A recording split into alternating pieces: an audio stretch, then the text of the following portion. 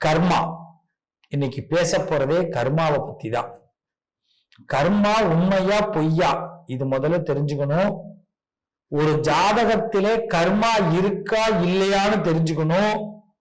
ஒரு ஜாதகத்துல கர்மா இருந்தா அதுக்கு ஏதாவது விமோச்சனம் இருக்கான்னு தெரிஞ்சுக்கணும். கண்டிப்பாக எல்லா கர்மாக்களுக்கும் விமோச்சனம் உண்டு. முதல்ல கர்மானா என்னன்னு தெரிஞ்சுக்கணும். ஒண்ணு முன்னோர்கள் செய்த பாவம், இன்னொன்னு நாம செய்த பாவம், இன்னொன்னு ஜாதகத்துல இருக்கிற பாவம். இந்த பாவம் எல்லாம் ஒன்னா சேர்ந்து இந்த குபேரனுடைய பொற்காசு மூட்டை கிடைக்குதோ இல்லையோ, கர்மா மூட்டை எல்லார்கிட்டையும் இருக்கு.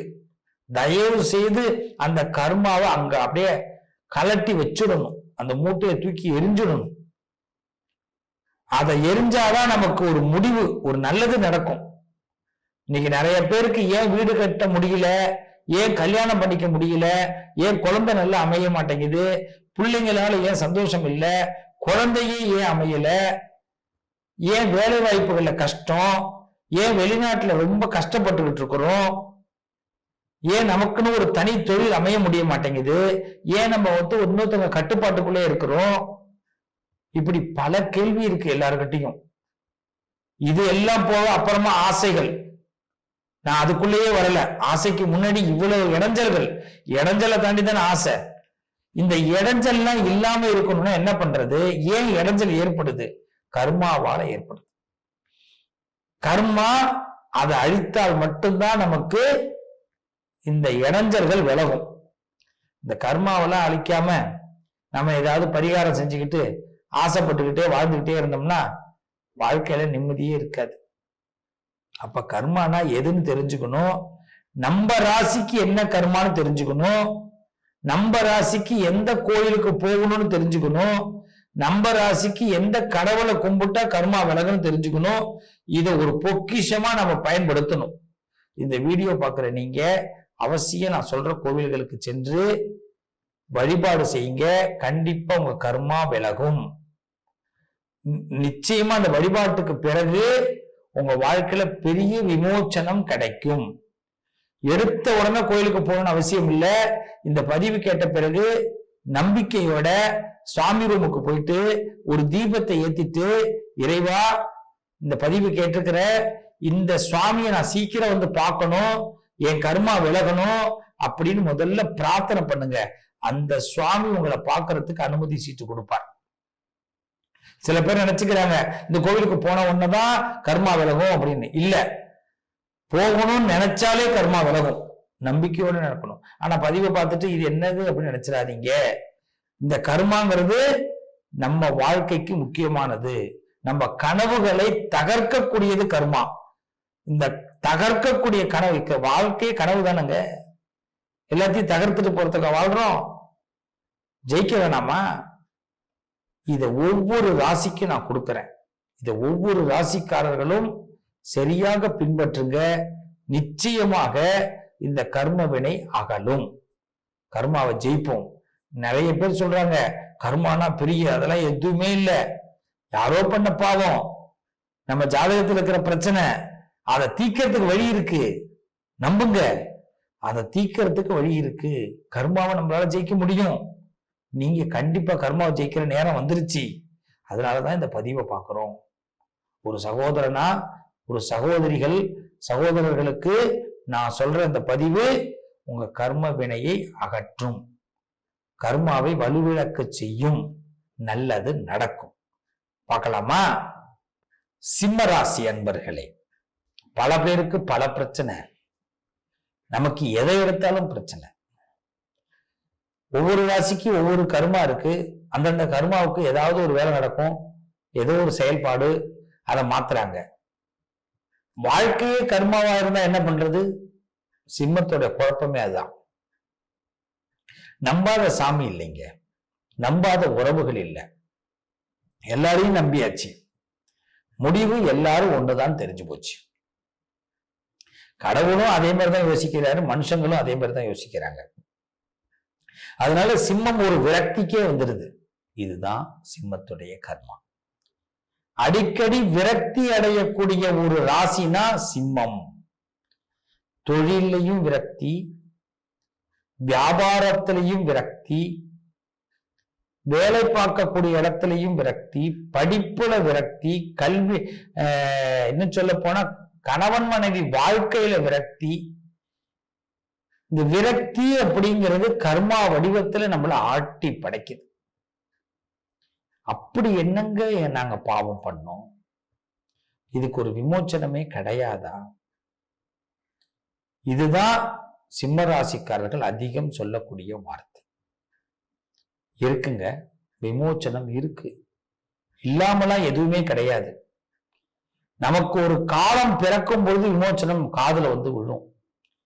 இன்னைக்கு இந்த பதிவோட நோக்கம் நம் கர்மாவை வெல்லுவது எப்படி, யாரால் கர்மாவை வெல்ல முடியும், என்ன வழி இருக்கு, கர்மாவை வெல்வதற்கு என்ன வழி, யாரை சரணாகதி அடைகிறது, இதான் இப்போ நம்ம பிளான். இந்த சிம்மராசியுடைய கர்மா உறவுகளால், நம் குடும்பத்தார்களால் ஏற்படுவது. இதுல சிம்மம் காரணமே வராது. சிம்மராசியில பிறந்தவங்க காரணமாகவே இருக்க மாட்டாங்க. சார், ஒரு மனுஷன் நல்லா இருக்கணும்னு ஆசைப்படுறது கர்மாவா? அது என்ன கெட்ட கர்மாவா? நல்லா இருக்கணும்னு ஆசைப்படுறோம், 4 பேர் உதவி பண்ணாதானே லாபம். யாருமே உதவி பண்ண மாட்டாங்க சார், நம்மளே தான் முன்னுக்கு வரணும். அப்ப இப்படி ஒரு கர்மாவா?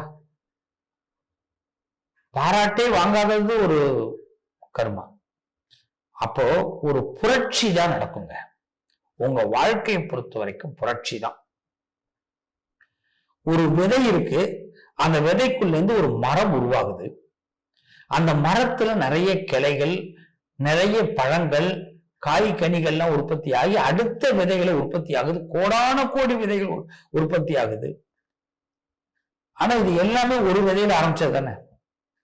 அந்த விதையாக இருப்பவர்கள் சிம்மராசிக்காரர்கள். உங்களோட லைஃப்ல நீங்க 3 பகுதியா பிரிச்சுக்கணும். உங்க வாழ்க்கையில 35 வயசுல உங்க வாழ்க்கையில மிகப்பெரிய பிரகாசம் ஏற்படும். அடுத்தது 48 வயசுல அடுத்த பிரகாசம், 55 வயசுல அடுத்த பிரகாசம். 3 பகுதி. அதுல 35 to 45 இந்த டைம்ல நீங்க பாத்தீங்கன்னா உங்களுக்குள்ள ஒரு பவர் இருக்கிறத நீங்க அனுபவிக்க முடியும். யாரையும் இந்த உலகம் உங்களை ஏத்துக்காது, நீங்க உங்க பவரை வெளியில காட்டுவீங்க.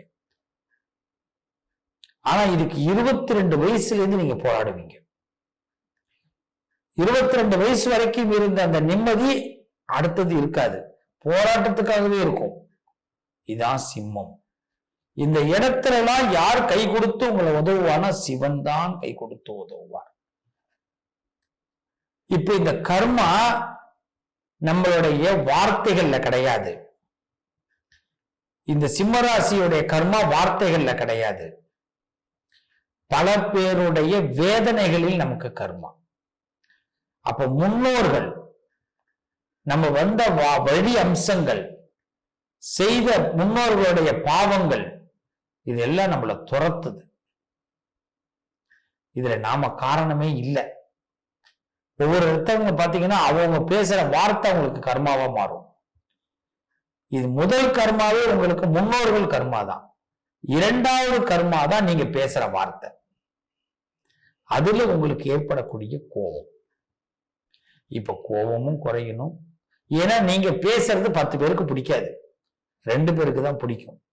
ஆனா உங்களை பிடிச்ச மாதிரியே 10 பேருமே தலையாட்டுவான். நீங்க பேசுறது 10 பேருக்கு பிடிக்காது, 2 பேருக்கு தான் பிடிக்கும். ஆனா நீங்க பேசுறத 10 பேரும் தலையாட்டுவான். நீங்க அந்த 10 பேரும் நமக்கு உண்மையா தலையாற்றான்னு நம்பிடுவீங்க. இதுதான் உங்க கர்மா. இப்ப புரியுதா? எங்க சிக்கணும் தெரியுதா? இதை நம்ம வெல்லணும். இந்த மாயையை வெல்லணும். மாயை தான் நமக்கு கர்மா. இந்த மாயையில தான் நிறைய இடத்துல சிம்மராசி விழுந்துரும். பல பணத்தை பல இடங்கள்ல விரயம் பண்ணிடும். அன்புக்கு அடிமையாக, அன்புக்கு இயங்கக்கூடியவர்கள் இந்த இடத்துல நிறைய இடத்துல பொருளாதார ரீதியாக வீக் அடையக்கூடியவர்கள். அப்ப இந்த இடத்துல சிவன் தான் நமக்கு நம்மள கையை பிடிச்சு தூக்கி விடணும். சிம்மராசிக்காரர்களே, நீங்க சில பண பேய்கள் உங்க பக்கத்துல இருக்கிறாங்க, பணத்தை விரும்புகிறவர்கள் இருக்கிறாங்க, உங்களை உங்களை பயன்படுத்திக்கணும்னு ஆசைப்படுறாங்க, அதனால உங்களுக்கு ஆமாஞ்சாமி போடுறாங்க. அது வேண்டாம், அது கிடையாது. சிவன் நான் இருக்கிறேன், என்னைய நம்பு. படைத்தவன் நான் இருக்கிறேன், என்னை நீ நம்பு, உன்னை நான் பார்த்துப்பேன். அழிக்கக்கூடிய ஆற்றல் என்கிட்ட இருக்கு, நீ என்னைய நீ நம்பி வா, உன் கர்மாவை நான் அழிக்கிறேன், உனக்கு நல்ல கர்மாவை கொடுக்கிறேன். உன் பக்கத்துல இருக்கிறவங்க நல்லவங்கிற யார் நல்லவங்களோ அவங்கள மட்டும் உன்கிட்ட காட்டுறேன். பொதுவா சிம்மராசியை பொறுத்த வரைக்கும் பக்கத்துல உள்ளவங்களாலேயே சிரமத்துக்கு வருவாங்க. அப்ப பக்கத்துல உள்ளவங்க போலியா இருப்பாங்க. இந்த கர்மாவை வெல்லணும். இந்த கர்மாவை வென்றால்தான் வாழ்க்கை நிம்மதி. அப்ப இந்த கர்மாவை வெல்வது சிவனால் மட்டும்தான் முடியும். சிவனை சரணாகதி அடையணும்.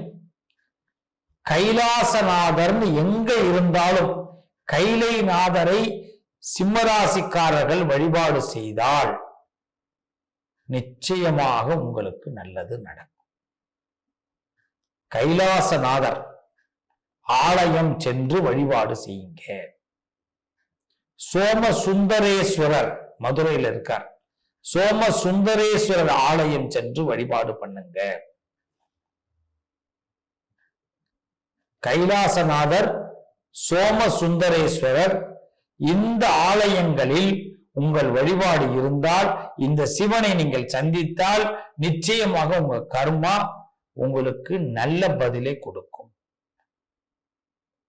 ஒரு தடவை முடிஞ்சதுன்னா சிம்மராசிக்காரர்கள் கைலாயம் சென்று வரலாம். ஜோதிர்லிங்கம்னு சொல்லுவாங்க, 12 லிங்கத்தை தரிசனம் பண்ண வாய்ப்பு கிடைச்சா பண்ணுங்க.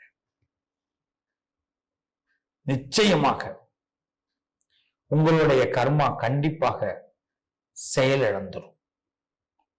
நல்ல கர்மாக்கள் வளரும், கெட்ட கர்மாக்கள் அழிஞ்சு போயிடும். உங்க பக்கத்துல உள்ளவங்களை இறைவன் காட்டி கொடுத்துருவார். என்னால அவ்வளவு தூரம் போக முடியலப்பா அப்படின்னா உங்க வீட்டிலேயே ஜோதிர்லிங்க தரிசனம் பண்ணுங்க. ஒரு லிங்கத்தை வச்சு வழிபாடு பண்ணுங்க. அப்புறமா 2வது லிங்கம் வாங்குங்க, 3வது லிங்கம், 12 லிங்கத்தை வாங்கி வச்சு வழிபாடு பண்ணுங்க. சிவலிங்கம் தான் உங்க வாழ்க்கையில பெரிய பிரதான மாற்றத்தை ஏற்படுத்துவார். கைலாசநாதர் ஆலயம் எந்த ஊர்ல இருக்கோ அந்த ஊருக்கு சென்று கைலாசநாதரை வழிபாடு செய்யுங்க சிம்மராசிக்காரர்களே. எனக்கு தெரிஞ்சு காரைக்கால் மாவட்டத்துல, காரைக்கால்ல கைலாசநாதர் இருக்கார். திருவாரூர் மாவட்டத்துல கொரடாச்சேரிக்கும் பக்கத்துல ஊர்குடி அப்படிங்கிற இடத்துல கைலாசநாதர் இருக்கிறார் எனக்கு தெரிந்து. வேற எங்கெல்லாம் கைலாசநாதர் நாமத்துல பகவான் இருக்கு. கைலாசநாதர்னா நல்ல உயரமான லிங்கமா இருப்பார். இந்த லிங்கமே உயரமா இருக்கும். இந்த லிங்கத்தை நீங்க தரிசனம் பண்ணணும், அந்த சிவனை தரிசனம் பண்ணணும். முடிஞ்சா கைலாயம் ஒரு தடவை போங்க. சிம்மராசியிலே பிறந்தவர்கள் இதை செய்து பாருங்கள். இந்த ஆலயங்களுக்கு சென்று வழிபாடு செய்து பாருங்கள், நிச்சயம் நல்ல மாற்றம் ஏற்படும். காரைக்கால் மாவட்டத்துல கைலாசநாதர், அம்பாளுடைய பேர் சுந்தராம்பாள். திருவாரூர் மாவட்டத்துல கொரடாச்சேரிக்கும் பக்கத்துல ஊர்குடி அப்படிங்கிற இடம், அங்க கைலாசநாதர் இருக்கிறார். அம்பாளுடைய பேர் காமாட்சி. இந்த 2 இடங்களுக்கு கண்டிப்பாக போய் பாருங்க. ஜோதிர்லிங்க தரிசனம் பண்ணுங்க. சோமசுந்தரேஸ்வரர் மீனாட்சி மதுரை, அவர் தரிசனம் பண்ணுங்க. சிம்மராசிக்காரர்கள் நிச்சயமாக உங்க பக்கத்துல உள்ள புல்லுருவிகளை கண்டுகொள்வீர்கள். களை எடுக்கப்படுவீர்கள், களை எடுக்கப்படும். உங்க வாழ்க்கை அமோகமா இருக்கும். உங்க கர்மா முற்றிலும் அழிக்கப்படும், முற்றிலும். இது உண்மை. இந்த வாழ்க்கையை உணர முடியும். நல்லதே நடக்கும். சிம்மராசி நேயர்களே, வாழ்க வளமுடன்.